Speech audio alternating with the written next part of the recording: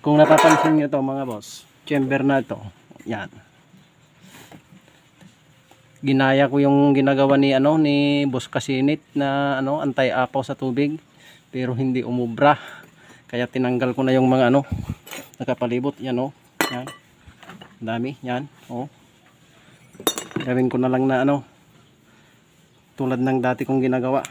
Mahirap gawin yung yung sinasabi nilang waterproof, anti-apaw sa tubig.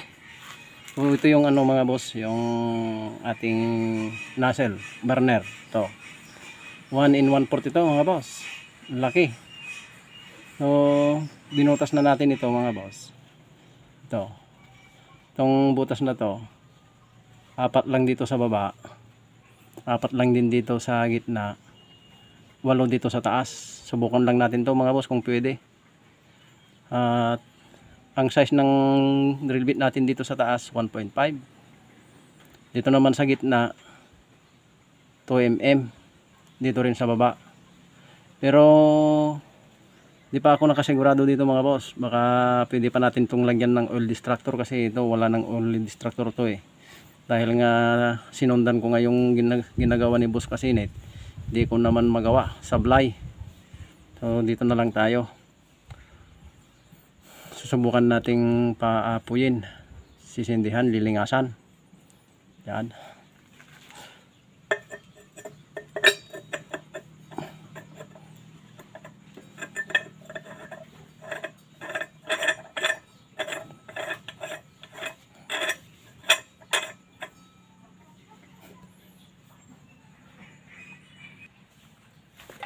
Ito naman yung mga boss, yung pinag-change oilan ng ng motorsiklo. Yan, pinag-change oilan ng anak ko kahapon. To. Papansin niyo, tingnan niyo boss, yan. So buhusan muna natin ng ng langis bago tayo maglagay ng imbudo. Imbudo ng langis. Para kung pangit pa rin, i-repair natin yan.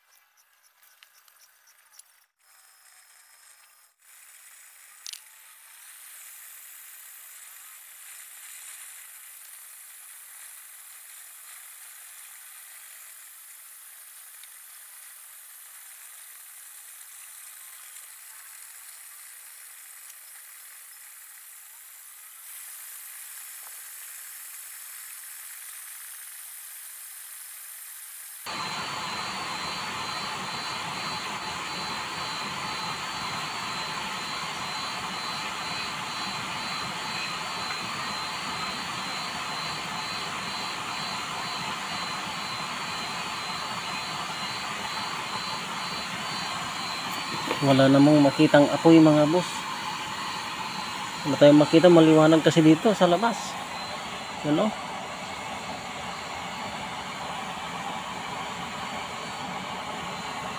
Wala namang makita kahit kunti lang na apoy.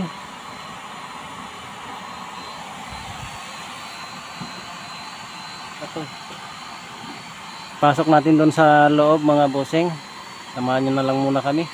Kasi wala tayong makita na apoy dito. Hindi naman natin makikita Kaya pasok natin doon sa loob.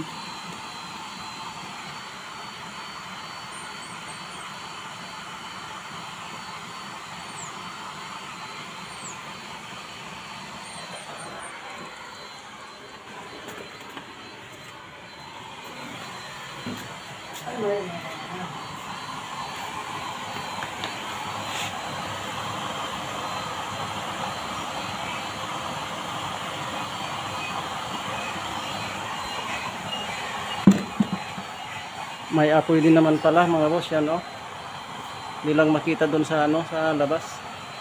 Yan.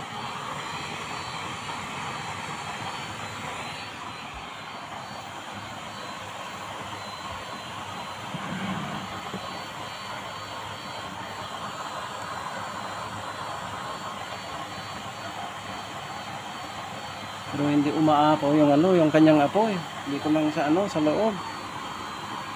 Kung lagyan natin ng oil distractor yan, malamang na tataas yung apoy niyan mga boss. So subukan natin, kalasin muna natin yan. Tayin muna natin, nagkakalasin natin. Maglagay tayo ng 4 na oil distractor kasi yung oil distractor yun din naman ang maghatak tataas. So unti-unti naman tumataas yung apoy, yan, mapapansin nyo mga boss. Init.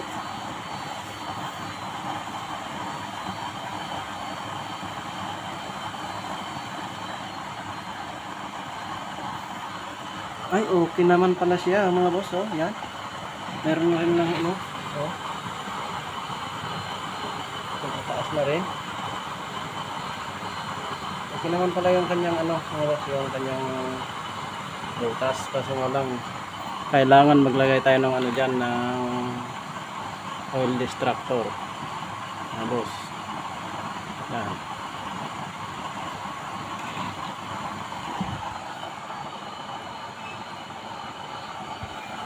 Yan. Yan, napapansin nyo na, tumataas na yung kanyang apoy, yan. Okay na yan, nasa number 1, 2, 3, 4, 5, 6. Number 6 yan. Pero okay naman yung kanyang apoy, yan.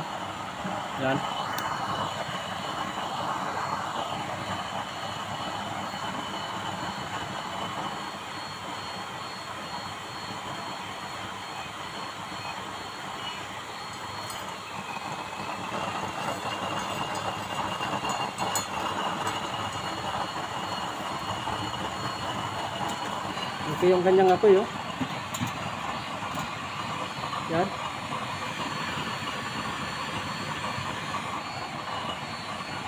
Na lang, huwag na tayong maglagay ng laser dito mga boss. Pan na lang ilagay natin dito, lagdag natin dito yung yung oil distractor. Yung talagang problema nito. So subukan natin, papatayin muna natin mga boss. Ito na mga boss yung yung oil distractor, papansin nyo, yan. Pinagitna lang natin dito sa pagitan ng butas dito sa baba. Pero dito na tayo sa taas naglagay ng oil distractor kung napapansin nyo. At ganito lang ang pagbutas nito mga boss. Pag binutasan mo muna, diretso lang. Pagka nabutas mo na siya, unti-unti mo siyang ini-slide pababa, ganyan. So ganyan, naka-slide puro slide pababa lahat yan mga boss, yung 4 na yan. Yan, ang mag-break lang yan ng carbon sa ating oil para hindi matuyo yung oil natin. Ito yung mag-break. So kabit na natin mga boss. May nakalimutan po pala ako na mga boss, dinemo sa inyo at sinabi, ito pala yung yung chamber natin ay 4.5 sa labasan, yung haba naman nito 4 inches. So yung naman ito, yung coupling na nasa loob ay 1 and 1/4 yan. So bali ang nakalitaw mula dun sa sa slab hanggang dito sa ibabaw ng coupling natin 2 cm. So ito naman yung nozzle natin, nakalimutan ko kasi kanina mga boss. Itong nozzle naman natin, ang haba nito mula dun sa mula dun sa flooring ay 8.5 cm. Yan. So ang pagitan ng naman natin mga butas natin boss, mga boss, mula dito sa pinakatap ng nozzle natin dito sa taas. Mula dito sa pinakataas na butas natin 1 cm. Itong butas naman na nasa taas, mula sa taas hanggang dito sa gitna 2 cm po siya. At ito naman susunod mga boss 3 cm. Ito naman ang pagitan naman nito mga boss, kung napapansin nyo, ito ay naka-alternate dito. Pero ito yung oil distractor natin, 1 cm din siya mga boss ang layo nito mula dito hanggang doon. So yun lang mga boss, maraming salamat. Pagpasensya nyo na kung mayroon kaming kulang sa pagdidetalye natin sa Calandeios oil.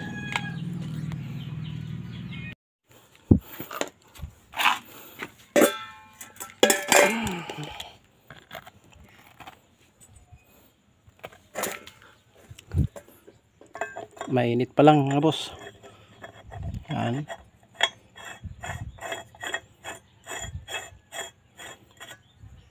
Yan. Balik natin dun sa loob. Yan. Kananing, kananing. Yan. Kukuha ka ng panglingas.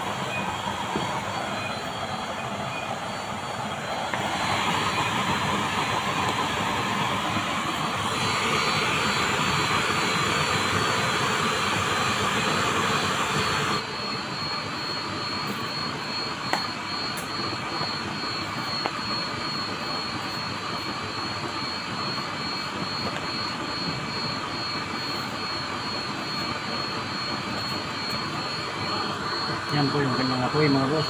Yan. Okay naman siya. Number 1, 2, 3. Number 3 lang yan mga boss.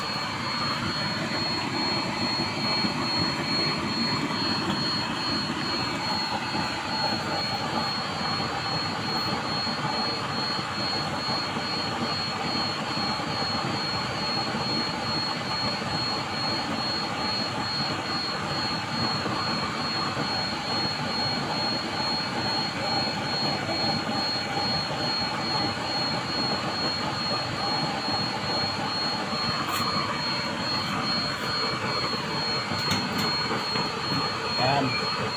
Kanyang apoy mga boss.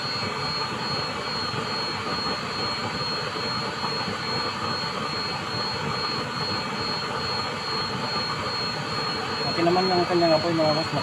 Mataas naman. Taas na lang natin itong ano. Para makita natin pag halangan natin.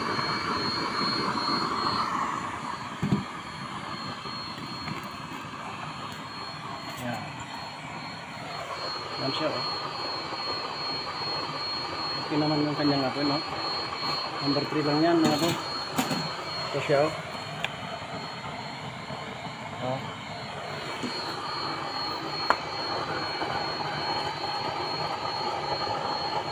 Ito naman yung kanyang apoy oh. Oh. Oh.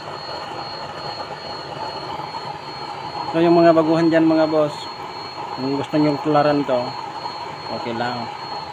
Para sa atin lahat to mga bossing. Yan. Oh. Taas mga po yun. Wala nang laser yan mga boss.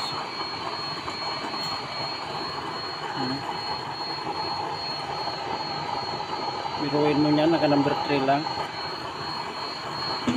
Gumagana na yung ano niyan mga boss, yung oil distractor na nilagay natin, kaya diretso na yung kanyang apoy. Mag-iiba na lang yan, magbabago na lang yan pagka wala na yung kanyang langis. So, lakasan natin, ilagay natin sa number 6. And number 1, 2, 3, 4, 5. Yan siya oh. Pagkatulis oh. Yan. Laki ng apoy oh.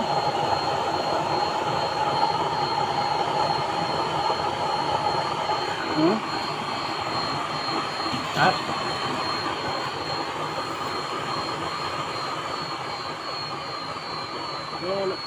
Susunog ang kanin natin dyan pag masyadong malakas. Hanggang sa kon lang tayo, hanggang sa number 3. Yan. Yung mga iba baka sabihin na naman na may hinalo na naman tayo dito na ibang alcohol o crudo. Hindi. Ang hinaluan mo ng alcohol at crudo, napakataas niyan, mga boss. Pure langis lang yan. Oh. Puro langis lang yan.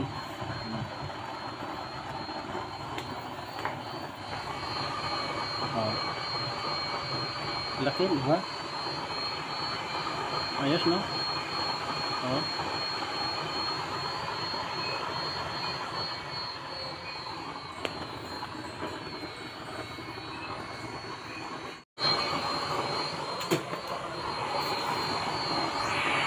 So yan mga boss, maraming salamat po sa inyong lahat, sa inyong panonood sa aking upload na video. At ngayon, magka-shoutout po tayo mga boss. Shoutout po kay Boss Akudisen TV Vlogs at pati na rin po sa lahat ng manonood at sumusuporta sa aming YouTube channel. Shoutout po sa inyong lahat. Maraming salamat po. Sana huwag po kayong magsawa na manonood sa aming upload na video. Yung mga baguhan dyan, kung gusto nyong tularan po itong Calandiyos oil natin, o kung may kulang po tayo na detalye dito, magtanong lang po kayo sa aming YouTube channel at sasagutin po natin yan kung may oras po tayo. So mabuhay po tayong lahat. God bless you all. Maraming salamat.